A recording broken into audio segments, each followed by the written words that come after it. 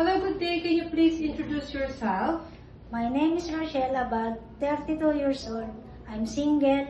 I live in Otis Paco, Manila. I have 3 brothers. Do you have any experience working in abroad before as a domestic helper? Yes, ma'am, in Hong Kong from 2020 to 2025 to take elderly 60 and 68 years old for us domestic helper and do household chores. Okay. Why did you choose to work in Hong Kong again? Because high salary and nice country. Do you know how to cook simple Chinese food? Yes, ma'am. Can you give example? Steamed fish, steamed chicken, stir-fried vegetable, chicken and sweet sauce, and quid soup. Okay.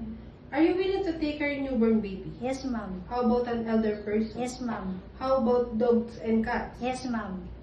What can you say about yourself, your attitude? Honest and humble, hardworking. What kind of employer are you looking for? Nice and understanding. Can you give a short message to your future employers so that they will hire you? Hi, ma'am and sir. If you hire me, I will do my best. I will do my best to serve your family. I'm humble, honest, and I promise I will finish contract 2 years with you. How about if your employer asks you to do another contract with them? Is it okay for you? Yes, ma'am, it's okay for me. Okay, thank you so much. Bye-bye.